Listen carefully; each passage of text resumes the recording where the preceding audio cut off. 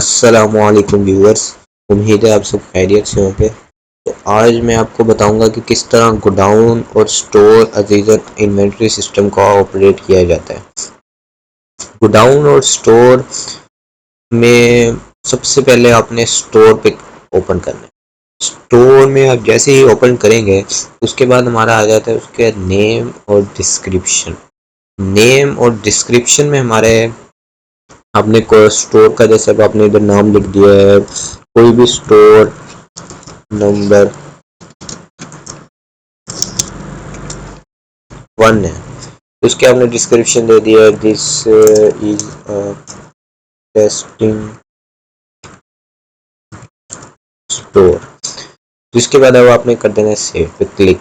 तो जैसे अब हमने सेव इसको किया तो ये हमारा एक नया स्टोर आ चुका है। इस पर जैसे ही क्लिक करेंगे तो एडिट मोड में भी खुल जाएगा वो।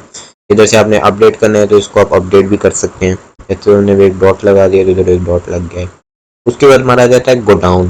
गोडाउन में हमारा क्या आता है कि इसके अंदर हम नेम पे क्लिक, वही सिस्टम है सारा कुछ जैसा स्टोर में नेम और डिस्क्रिप्शन। बस इसमें एक नई चीज़ ये है कि स्टोर नेम में आपने क्या डालना है। स्टोर नेम में आपने जो सा डालना है कि तो मतलब आपके पास मल्टीपल गोडाउन है। जैसे इधर है ये मेन बॉयज़ कैंटीन और गर्ल्स कैंटीन है। तो जैसे अब आपने एक स्टोर बनाया बॉयज़ कैंटीन का, आप चाहते हैं कि उसका गोडाउन भी अलग हो, तो इसी तरह ही आपने बॉयज़ कैंटीन के नाम से इधर गोडाउन लिखा, उसका स्टोर नेम आपने बॉयज़ कैंटीन को दे दिया। जैसे इसको स्टोर नंबर 1 भी दे सकते हैं। तो ये गोडाउन सिर्फ इस स्टोर का होगा, ये बाकी स्टोर उसको नहीं एक्सेस कर पाएंगे, सिर्फ ये स्टोर एक्सेस कर पाएगा। इसी के अंदर से जाएगा, लेन देन हो सकती है। अगर आपने एक एक गोडाउन से दूसरे गोडाउन को सामान पहुँचाना है तो आगे आपको परचेज में आपको बताएंगे कि वो किस तरह होता है, परचेज के अंदर किस तरह ये मूव गोडाउन। उसके बाद हम एक दो तीन फॉर्म और देख लेते हैं कि वैसे पेमेंट्स है। इधर से आप पेमेंट्स डाल सकते हैं कि किस तरह इसके अंदर पेमेंट्स आती है। जैसे अभी कैश जैस के बैंक है, जैस कैश है, वही जैसे इसके इधर आप डाल दें कोई नई न्यू, इधर डिस्क्रिप्शन दे दें न्यू और इसको सेव कर दें तो इस तरह ये सेव हो जाएगी। इस पर क्लिक करके इधर से डिलीट करेंगे तो इधर से डिलीट हो जाएगा।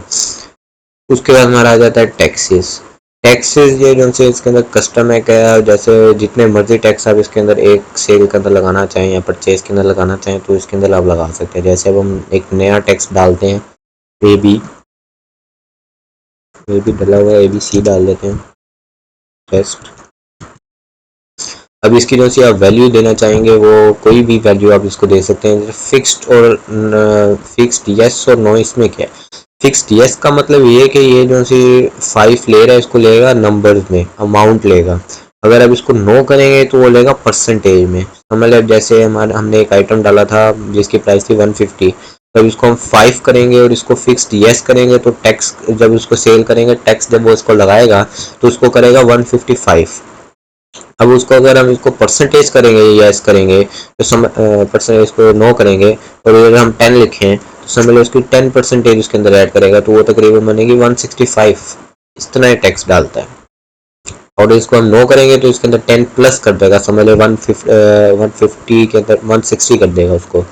परसेंटेज में 165 करेगा और अमाउंट में उसको 160 करेगा। यही यस पे समझ लें 165 और नो पे नहीं, यस पे करेगा 160, अमाउंट ले रहा है क्योंकि नंबर्स लेगा, और एन नो पे परसेंटेज लेगा, वो करेगा 165।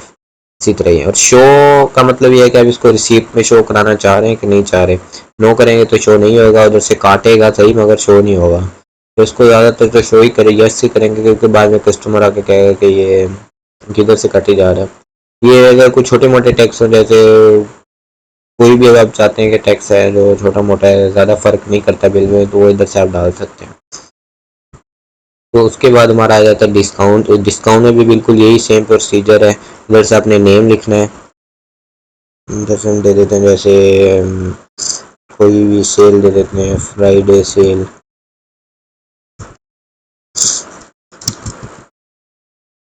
इतना आ गई। उसके बाद हमने इसको वैल्यू दे दी, इसको हमने 10% इसको फिक्स्ड यस रखा, शो भी यस कर देते, सेव कर देते, इसमें ये सेव हो जाती है। इसके बाद एकदम से टैग डिस्काउंट और एकदम से हैं पेमेंट्स वगैरह ये सारे इस्तेमाल हो रहे हैं इधर सेल और परचेजिंग। वो भी मैं सेल और परचेज वाली वीडियो में आपको समझाऊंगा। उम्मीद है अब आपको ये गोडाउन, स्टोर और पेमेंट्स, टैक्सेस और डिस्काउंट के बारे में सारा कुछ समझ आ गया होगा। उम्मीद है अब आपको इसके कंसेप्ट सारे को क्लियर हो चुके होंगे। अगर अभी भी कोई चीज़ ना समझ आए तो आप कमेंट सेक्शन में जाके मुझसे वहाँ से सवाल कर सकते हैं। तो मैं इंशाल्लाह आपको जल्द से जल्द उसका जवाब दिया करूँगा। तब तक के लिए अल्लाह हाफिज़, मिलते हैं अगली वीडियो में।